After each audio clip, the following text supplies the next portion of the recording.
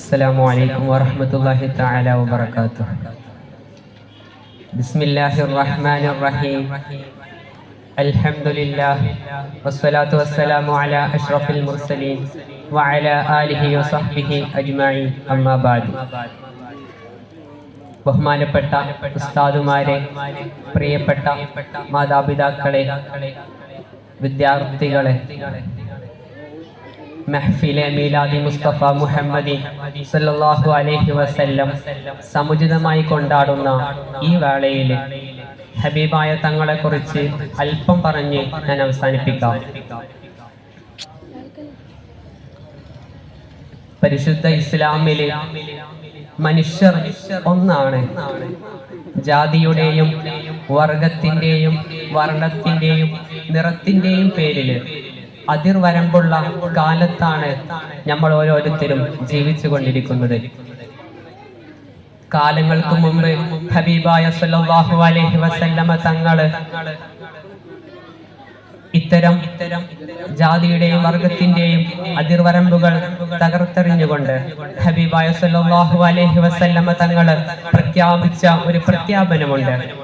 ഓ ജനങ്ങളെ, നിങ്ങൾ അനറബിയേക്കാളോ വെളുത്തവൻ കറുത്തവനേക്കാളോ മുതലാളിക്ക് ദരിദ്രനാവില്ല. അല്ലാഹു തആല ഖുർആനിലൂടെ ഓർമ്മപ്പെടുത്തുന്നു, അൻ അക്രമക്കും ഇൻദല്ലാഹി അത്ഖാക്കും. നിങ്ങളിൽ ഏറ്റവും കൂടുതൽ ഭക്തിയുള്ളവരാണ് റബ്ബിന്റെ അടുക്കൽ ഏറ്റവും ഉത്തമര്. ഹബീബായ സല്ലല്ലാഹു അലൈഹി വസല്ലമ തങ്ങൾ പറയുന്നു, അയൽവാസി പട്ടിണി കിടക്കുമ്പോൾ വയറ് നിറച്ച് ഭക്ഷിക്കുന്നവന് നമ്മൾ പെട്ടവനല്ല എന്ന് പറയുന്നുണ്ട്. നമ്മളുടെ ഗ്രാമത്തിന്റെ ചുറ്റുവട്ടത്തിലും ഇത്തരം പാവപ്പെട്ടവരുണ്ടെങ്കിൽ നമ്മൾ അവരെ സഹായിക്കേണ്ടതുണ്ട്.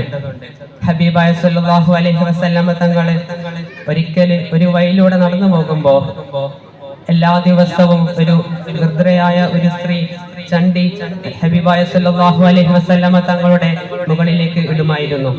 അങ്ങനെ ഒരിക്കൽ ഈ ഒരു സ്ത്രീയെ കാണാതായപ്പോൾ ഹബീബായ സല്ലല്ലാഹു അലൈഹി വസല്ലമ തങ്ങള് വിവരമന്വേഷിച്ചപ്പോൾ ആ സ്ത്രീക്ക് രോഗമാണെന്നറിഞ്ഞു. അങ്ങനെ ഹബീബായ സല്ലല്ലാഹു അലൈഹി വസല്ലമ തങ്ങള് ആ സ്ത്രീയെ കാണുകയും ആ സ്ത്രീക്ക് വേണ്ട എല്ലാ ശുശ്രൂഷകളും ചെയ്തു. അങ്ങനെ ഈ ഒരു രംഗം കണ്ടുനിന്ന ആ സ്ത്രീ ഉടനെ ഇസ്ലാമിലേക്ക് പ്രവേശിക്കുകയാണ്. ഇത്തരം മനുഷ്യരോടുള്ള ഹബീബായ സല്ലല്ലാഹു അലൈഹി വസല്ലമ തങ്ങളുടെ സമീപനം എത്രത്തോളം മനോഹരിതമാണ്. ഒരിക്കല് മുത്തുനബി സല്ലല്ലാഹു അലൈഹി വസല്ലമ തങ്ങള് നടന്നു പോകുമ്പോൾ ഹബീബായ സല്ലല്ലാഹു അലൈഹി വസല്ലമ തങ്ങൾ അരികിലേക്ക് ഒരു മൃതശരീരം കൊണ്ടുവരികയാണ്. അങ്ങനെ ചുറ്റുവട്ടത്തിലിരുന്ന ഒരാള് ചോദിക്കുന്നുണ്ട്, ഓ നബിയെ, നിങ്ങൾ എന്തിനാണ് എഴുന്നേറ്റ് നിന്നത്? ഇതൊരു ജൂതന്റെ മൃതശരീരം അല്ലേ എന്ന് ചോദിച്ചപ്പോ ഹബീബായ സല്ലല്ലാഹു അലൈഹി വസല്ലമ തങ്ങൾ പറഞ്ഞത് ഇതൊരു മനുഷ്യനല്ലേ എന്നായിരുന്നു. ഇത്രത്തോളം മറ്റു വിഭാഗത്തിലെ ജനങ്ങളോട് ഹബീബായ സല്ലല്ലാഹു അലൈഹി വസല്ലമ തങ്ങളുടെ സമീപനം എത്രത്തോളം മനോഹരിതമാണ് നമ്മൾ ഇത്തരം ചരിത്രങ്ങളിലൂടെ മനസ്സിലാക്കേണ്ടതുണ്ട്. 11 കൊല്ലം ഹബീബായ സല്ലല്ലാഹു അലൈഹി വസല്ലമ തങ്ങളോടുകൂടെ ഒട്ടിച്ചേർന്ന് നടന്ന ഖസ്വ എന്നുള്ള ഒട്ടകം റബീഉൽ അവ്വൽ 12 ഹബീബുന മുഹമ്മദ് റസൂലുള്ളാഹി സല്ലല്ലാഹു അലൈഹി വസല്ലമ തങ്ങൾ വഫാത്തായതിനു ശേഷം ഖസ്വ എന്നുള്ള ഒട്ടകം വെള്ളം കുടിച്ചിട്ടില്ല.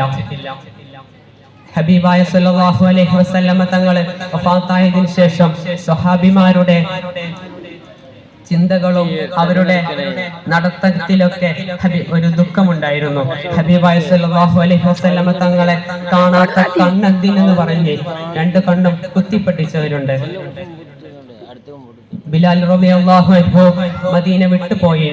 എത്രത്തോളം ഹബീബായ സല്ലല്ലാഹു അലൈഹി വസല്ലമ തങ്ങളോടുള്ള മഹബത്തിന്റെ ആയങ്ങളാണ് ഇത്തരം ചരിത്രങ്ങളിലൂടെ നമുക്ക് മനസ്സിലാക്കാനാവുന്നത്. ഒരിക്കൽ മുത്തുനബി സല്ലല്ലാഹു അലൈഹി വസല്ലമ തങ്ങളുടെ അരികിലേക്ക് ഒരു അഅറാബിയായ മനുഷ്യൻ വരികയാണ്. എന്നിട്ട് അഅറാബിയായ മനുഷ്യൻ ചോദിക്കുന്നു, മതസ്സാഅതു, എപ്പോഴാണ് ഖിയാമത്ത് നാള്? അങ്ങനെ ഹബീബായ സല്ലല്ലാഹു അലൈഹി വസല്ലമ തങ്ങളെ തിരിച്ച് ആ അഅറാബിയായ മനുഷ്യനോട് ചോദിക്കുന്നു, നീ ഈ ഖിയാമത്ത് നാളിനിക്ക് വേണ്ടി എന്താണ് ഒരുക്കി വെച്ചത്? അങ്ങനെ ആ അഅറാബിയായ മനുഷ്യൻ വരുന്നു, പറയുന്നു, ഞാൻ അള്ളാഹുവിനെയും അവന്റെ റസൂലിനെയും ഇഷ്ടപ്പെട്ടു എന്ന് പറയാണ്.